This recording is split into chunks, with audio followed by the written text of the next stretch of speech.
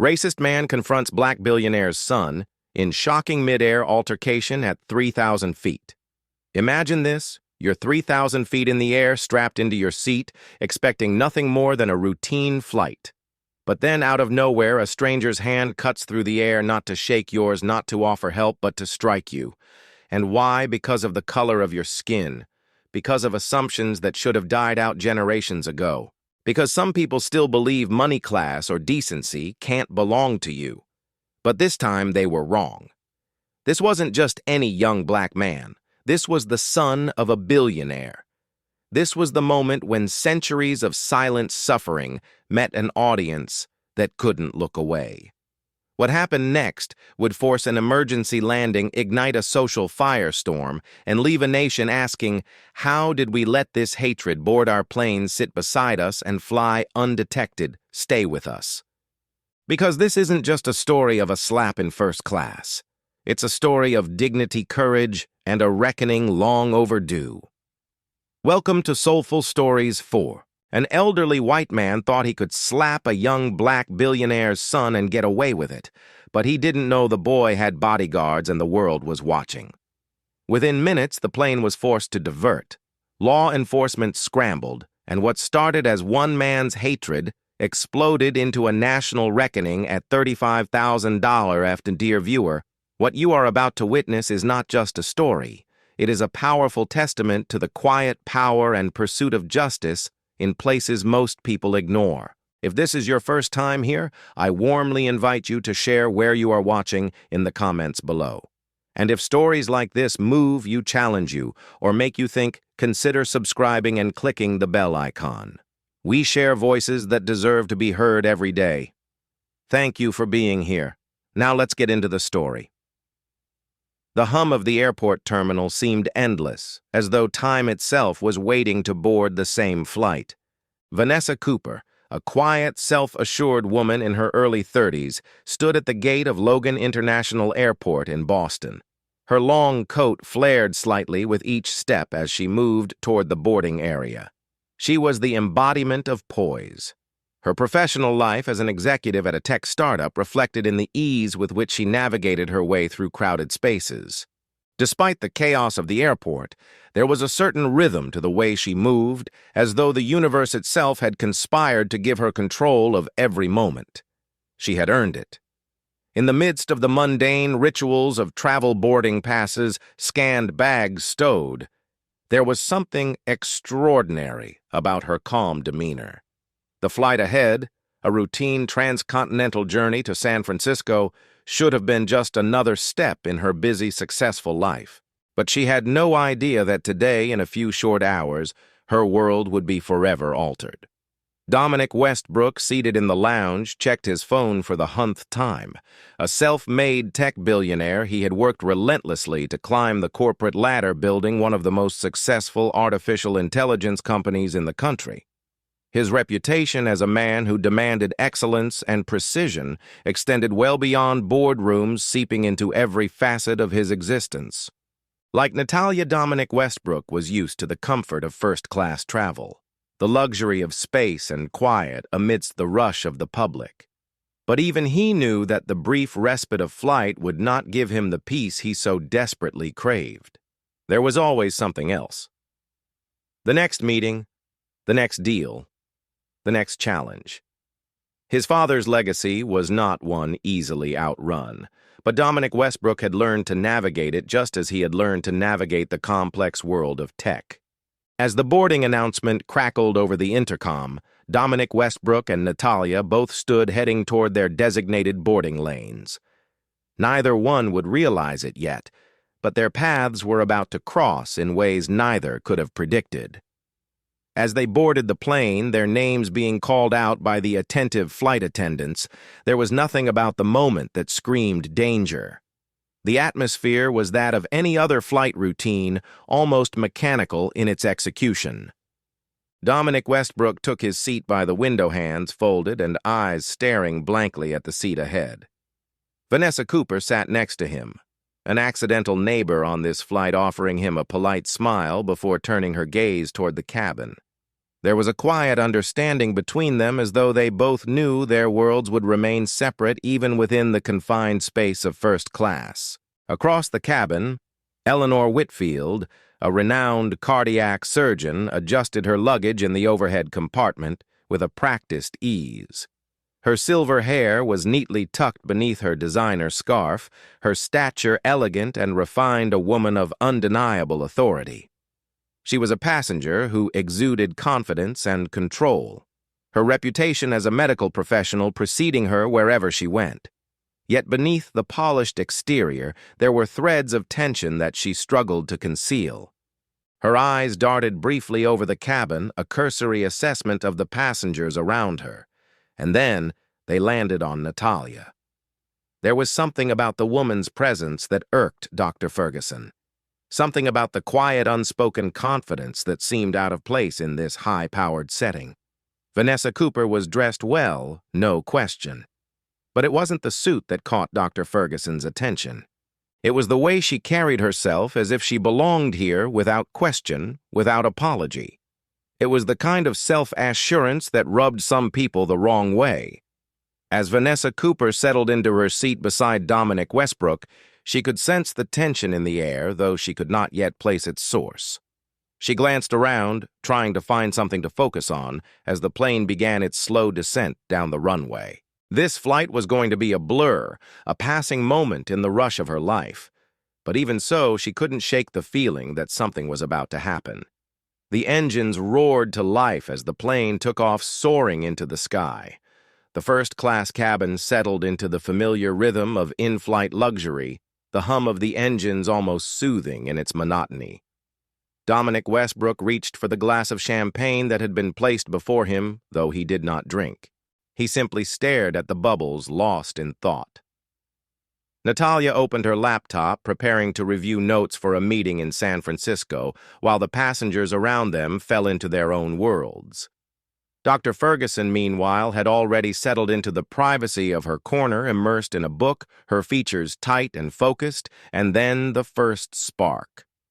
It came not from Dominic Westbrook or Natalia, but from the elderly man sitting several rows behind them.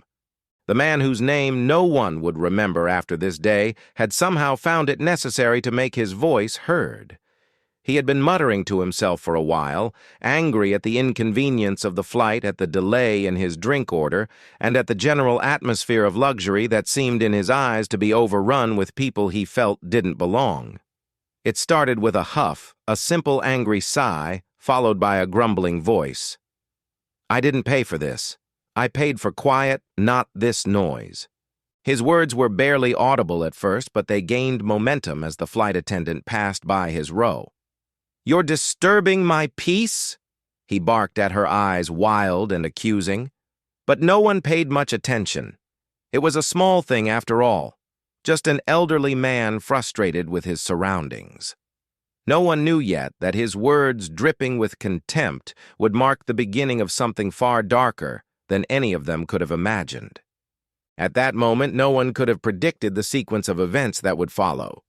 The calm beginning of the flight, that deceptive tranquility, would soon give way to chaos, disrupting not just the flight, but the lives of everyone on board. From the small disturbances to the flight attendants' strained efforts to keep order, the tension would gradually build until it was unavoidable. In the distance, the plane glided effortlessly across the sky, leaving behind a world of calm. Unaware of the turbulence that was about to hit as the jet soared higher into the cloudless sky, the passengers and first class settled into their seats, each lost in their own thoughts. But a quiet unease lingered like an invisible thread pulling at the seams of the cabin. The sounds of soft murmurs, the click of seatbelt buckles, and the occasional rustle of newspapers created a comforting hum. But beneath it, something stirred. Simone Prescott, still adjusting to the strange weight of her new position on this flight, gazed out of the window. The horizon stretched before her like an endless painting, the world below, shrinking into a patchwork of cities and highways.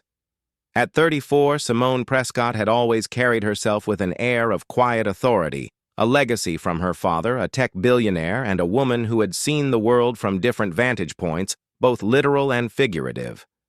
But on this flight, despite the luxury around her, a deeper, more unsettling feeling took root within her. Across from Simone, Prescott sat Margaret Sinclair, a woman of grace and elegance, but also a sharp intellect that carried an edge. A retired federal prosecutor, she had seen enough in her years of experience to discern when something was amiss. Her eyes, though seemingly focused on her tablet, were constantly scanning the room, watching every gesture, every interaction. She had learned long ago to read between the lines, to detect what others wanted to hide. And today, she sensed a tension she could not explain. Simone Prescott noticed Margaret Sinclair's subtle movements, the way her eyes flickered to the passengers around them, the brief but telling glances exchanged with a few of the others. She was a woman who, like Simone Prescott, had spent her life navigating spaces where power played a silent yet potent role. But there was something more at play now, something deeper, something that neither of them could put into words.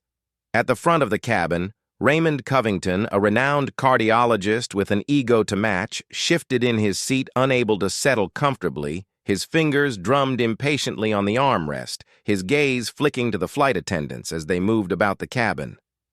Despite the plush surroundings and the quiet hum of the jet engines, he was not at ease.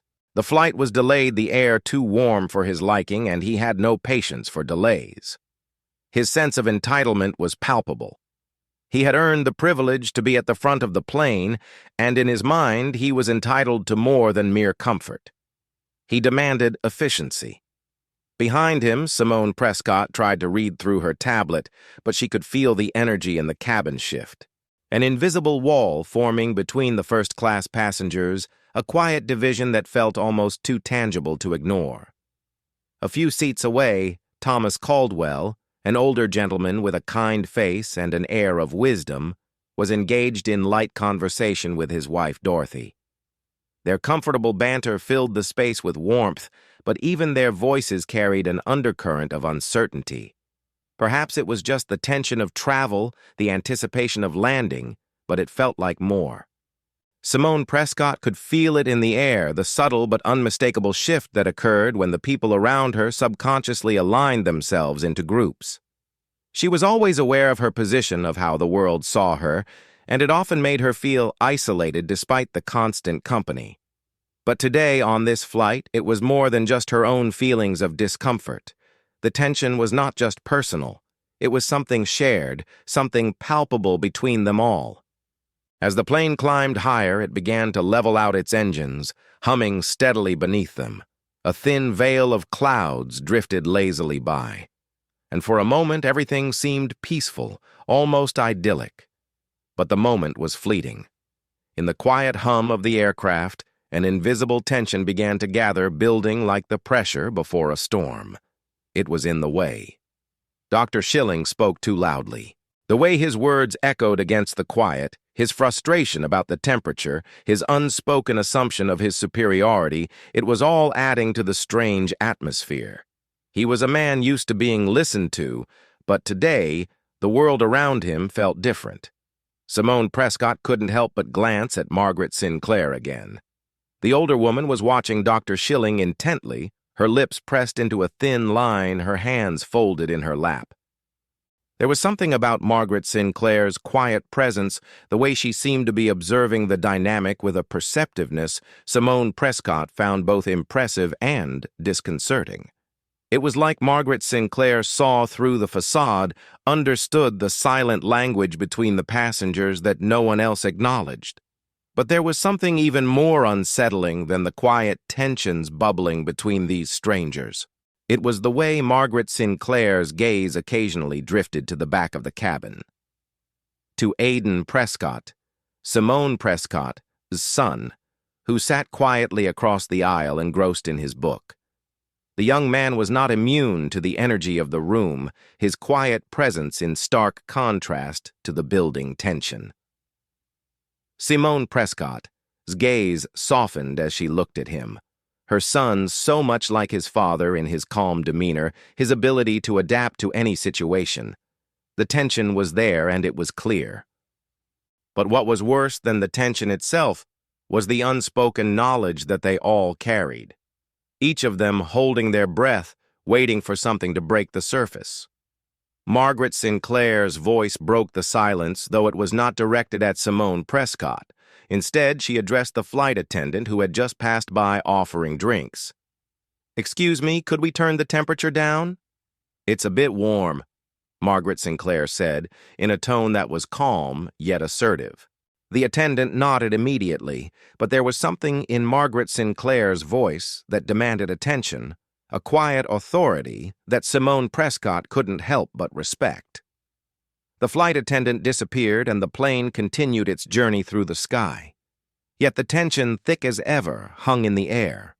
Simone Prescott could feel it in her chest, an oppressive weight that seemed to sink deeper with every passing moment. Her mind raced, trying to understand why this flight, this moment, felt so different from every other trip she had taken in the past.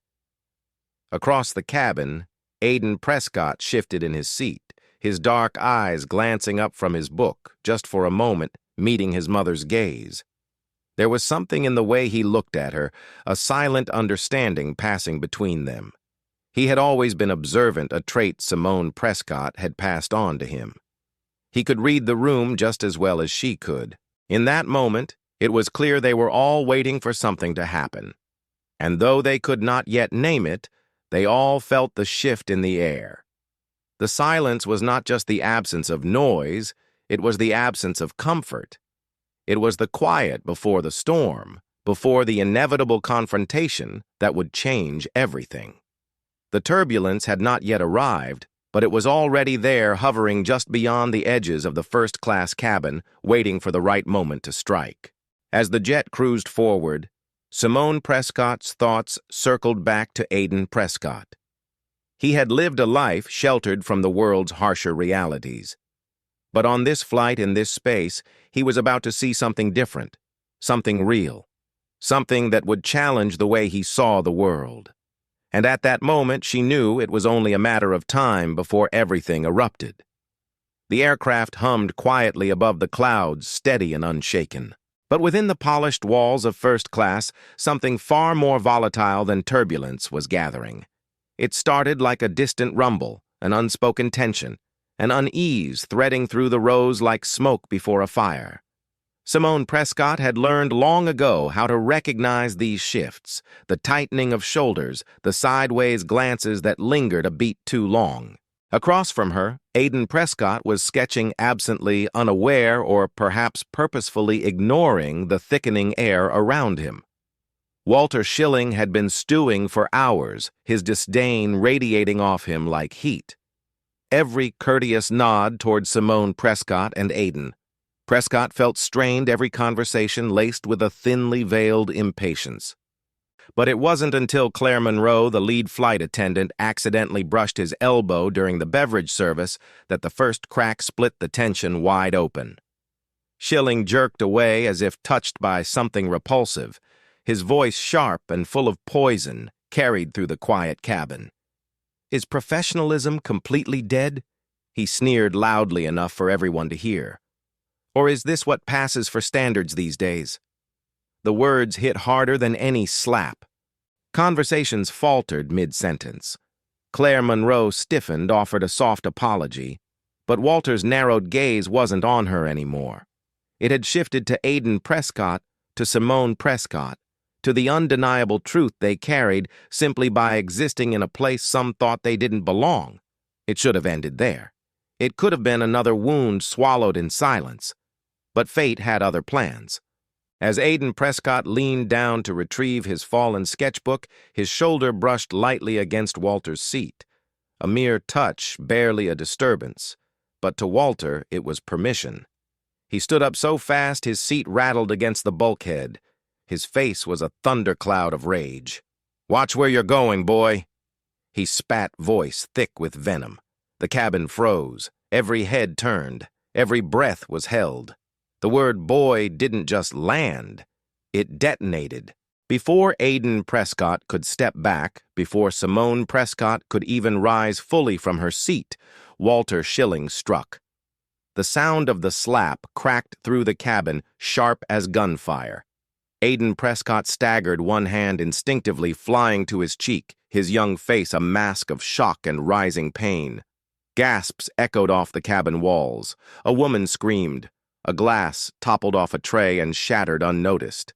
Simone Prescott was already moving. Her heart roared in her chest as she crossed the aisle. Her hands steady even as the fury inside her threatened to ignite. She reached Aiden Prescott and shielded him instinctively. Her body a barrier, her eyes locked on Walter's, burning with a fury older than words. And then the moment the entire flight would never forget, two large men in suits who had blended so seamlessly into the luxury cabin that most hadn't noticed them surged forward like unleashed thunder. Walter barely had time to flinch. In a single fluid movement, they had his arms wrenched behind his back, his body pinned hard against the bulkhead. His protest was a strangled snarl that was drowned by the sudden shrill voice of Captain Amelia Bryant over the intercom. "Flight attendants to first class immediately. This is an emergency." Chaos erupted. Passengers scrambled to stand, to record, to understand. Others sat paralyzed, watching history unfold. At 35,000 FT, Aiden Prescott stood trembling, not from fear, but from the colossal effort it took to hold himself still, to not retaliate, to not answer hate with hate. Simone Prescott reached out and touched his shoulder, grounding him, her voice low and calm. "Stay with me," she whispered, though her own body was vibrating with rage. In the commotion, Margaret Sinclair kept her phone trained steadily on the scene, her expression grim but determined. She had seen enough injustice erased by time and silence. Not this time. As Walter Schilling struggled, shouting incoherent demands about his rights and privileges, Simone Prescott stared at him. Not with fear, but with a strength so profound, it silenced even him for a moment. This wasn't just a slap. It was a wound pulled straight from centuries of oppression, bleeding fresh again. But it would not be hidden. Not today. The flight was no longer simply a trip from one coast to another. It had become a battlefield, and every soul aboard was now a witness. Outside the windows, the clouds sailed past, indifferent to the human drama raging inside. But inside that cabin, everything had changed, and the reckoning had only just begun. The cabin hung suspended in a silence so thick it felt like a physical weight pressing down on everyone. As the bodyguards restrained Walter Schilling against the bulkhead, the reality of what had just happened settled over first class, like a storm cloud ready to break. Claire Monroe, the lead flight attendant, her hands trembling but her voice steady, was on the phone with the cockpit reporting the incident with a level of urgency that left no room for misunderstanding. Captain Amelia Bryant responded instantly, announcing that the flight would be diverted. Somewhere above the endless Pacific, a new destination was already being plotted. Law enforcement would be waiting on the tarmac, summoned not by choice, but by necessity. Simone Prescott barely heard the official words filtering through the intercom. Her focus was entirely on Aiden Prescott, on the stunned, burning imprint of a hand across his cheek. On the way, he stood frozen between boyhood and manhood, caught between a lifetime of hard lessons and the raw injustice of this moment. She knelt slightly to meet his eyes, her voice low, woven with steady strength. "You did nothing wrong," she said. "Do you hear me?" Nothing. Aiden Prescott nodded, but it was a hollow gesture, more muscle memory than conviction. His hands were clenched at his sides, shaking with the restrained urge to do something, anything, to push back against the humiliation burning in his chest. Walter Schilling's voice broke through the cabin again, slurring angry protests, even as he struggled against the bodyguard's iron grip. "I paid for peace for class," he bellowed, his words soaked in venom. "Not to be assaulted by." He didn't finish the sentence. He didn't have to. The air had already swallowed the ugliness he intended. Every passenger heard it. Every soul on board now bore witness to a hatred too vile to be masked by status or wealth. It was Margaret Sinclair, still seated calmly in 3C, with her phone capturing every moment who spoke next. Her voice wasn't loud, but it carried the weight of righteous anger. "Sir, you didn't buy this cabin. You didn't buy this air. And you certainly didn't buy the right to treat another human being like less than you." Her words sliced through the room like a clean knife, and for the first time, Schilling faltered. His mouth opened and closed, but no rebuttal came.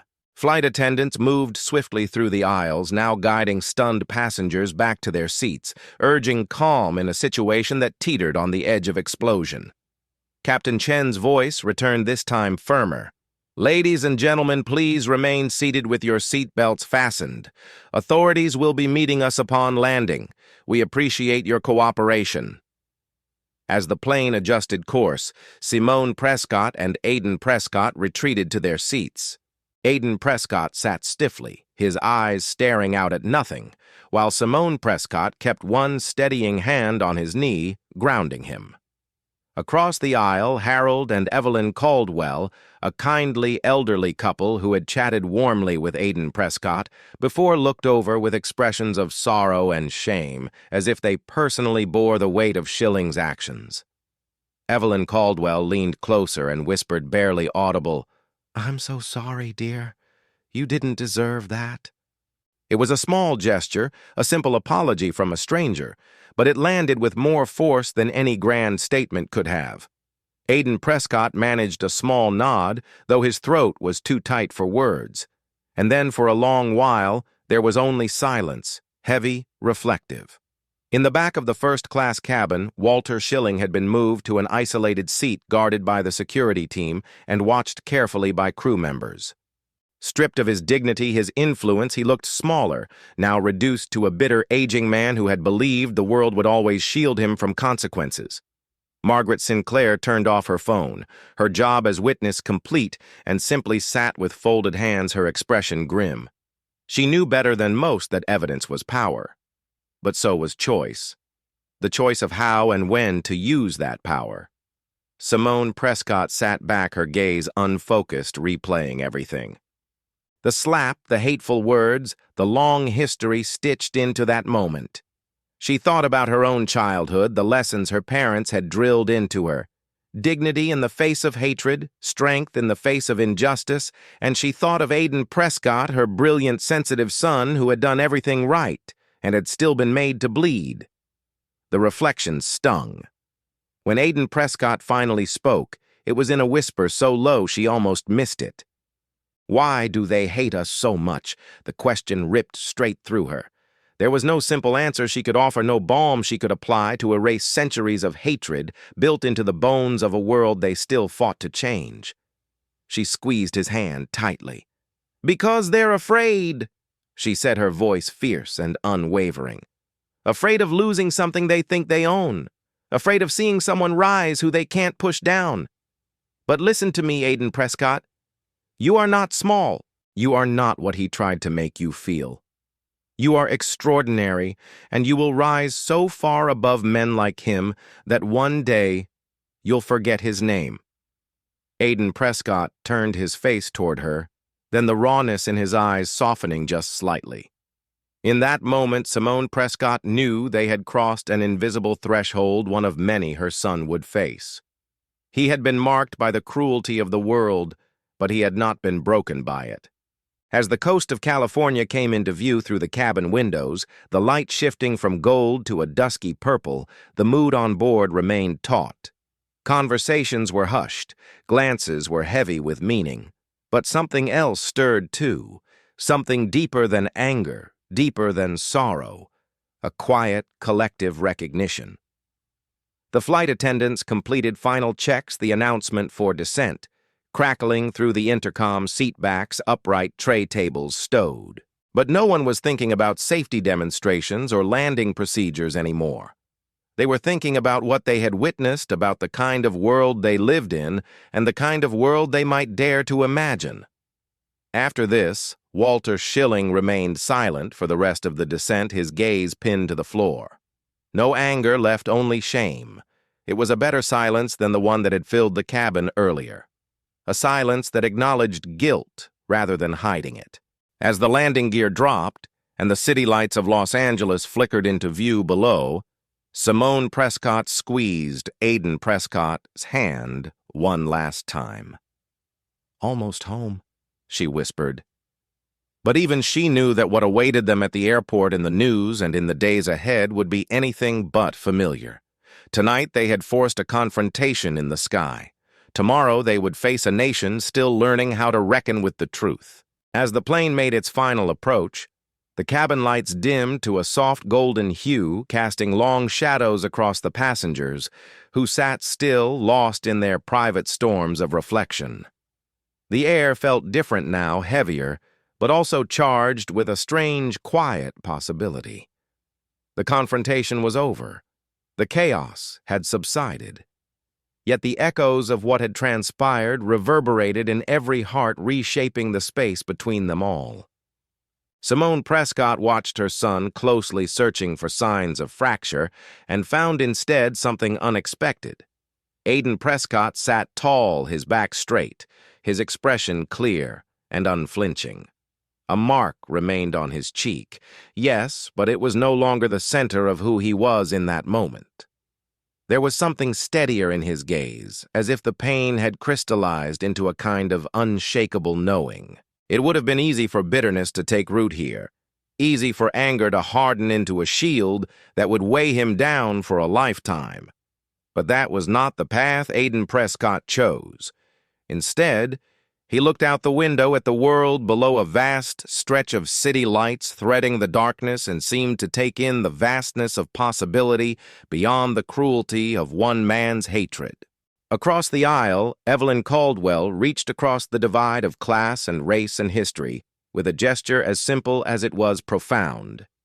She pressed a small note into Aiden Prescott's hand, folded so neatly it felt ceremonial. Aiden Prescott unfolded it carefully, reading the words written in an elegant, shaking hand. "You are seen. You are valued. The world is better because you are in it." The simplicity of it brought a sudden sting to his eyes, a reminder that even in a broken world, kindness could still find a way through the cracks. Around them, a quiet transformation had begun to unfold. Passengers who once sat wrapped in their own private bubbles now exchanged glances, nods, silent acknowledgments of shared humanity. Margaret Sinclair, the quiet observer turned chronicler, caught Aiden Prescott's eye and gave a small, respectful bow of her head, an unspoken vow that the truth of what happened would not be buried or twisted. Even Harold Abernathy, whose hands trembled with age but not uncertainty, lifted his cup in a subtle, defiant toast toward Aiden Prescott, a salute from one soul to another. As the wheels touched down on the tarmac, the impact was gentle, almost tender. A landing, yes, but also a beginning. Simone Prescott squeezed Aiden Prescott's hand as the plane taxied to the gate, her voice low and full of pride. "You turned pain into something bigger than either of us," she said. "You changed more than just your story today. You changed theirs too." Aiden Prescott didn't answer immediately. He was thinking of all the stories yet unwritten, all the battles yet to fight, all the bridges yet to build. But when he finally spoke, his voice was steady, full of the quiet power that would one day shape rooms far larger than this one. "I didn't change alone," he said. "I just stopped pretending it wasn't my fight." As the cabin doors opened to the world waiting beyond, to flashing cameras, to headlines, to difficult conversations, Simone Prescott and Aiden Prescott stood side by side. Not as victims, not even as survivors, but as catalysts for something greater. The flight was over. The journey was just beginning. As Simone Prescott and Aiden Prescott stepped through the jet bridge into the brightness of the San Francisco afternoon, they were no longer just mother and son. They were living symbols of something deeper, the endurance of dignity in the face of ignorance, the quiet power of choosing hope over hatred. The world beyond the airport buzzed with noise. News crews jostling for angles, headlines already flashing across screens. But inside them, there was only clarity. They had not asked for this fight. Yet when it came, they had faced it with grace, refusing to let someone else's prejudice define their worth or dictate their response. In the days that followed, Aiden Prescott's story spread far beyond that flight. But what truly captured hearts wasn't just the confrontation. It was his courage, the decision to stand firm without surrendering to anger, the willingness to transform hurt into a call for healing. His actions rippled outward, inspiring conversations in living rooms, classrooms, and boardrooms across the country, challenging everyone who watched to reconsider what respect, justice, and real strength truly looked like. This was never just about one slap, one insult, one flight. It was about the unseen battles fought every day. The small moments where character is tested not by grand gestures, but by the choice to be better when bitterness would be easier. And for everyone watching, Aiden Prescott and Simone Prescott offered a roadmap. Speak with dignity. Stand with courage. Move forward without surrendering who you are. Because sometimes the most profound change doesn't come from shouting louder. It comes from refusing to bow your head when the world demands you shrink. Thank you for joining us on this powerful journey. If you found meaning in this story, if it moved, you made you think, or simply reminded you of the strength we each carry inside, please subscribe to our channel. Your support fuels our mission to share more real, resonant stories that challenge injustice and celebrate resilience. Together, let's keep these conversations alive and keep pushing for a world where every voice, every soul is seen and valued. Good.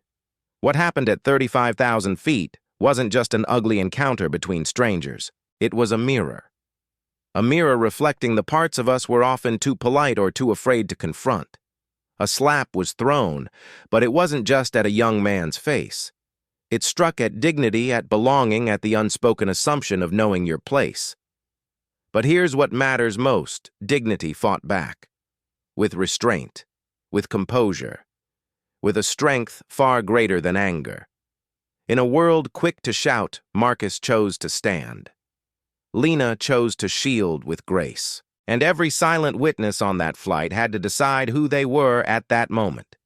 Maybe that's what real change looks like. Not always loud, not always immediate, but undeniable. So now we pass that mirror to you.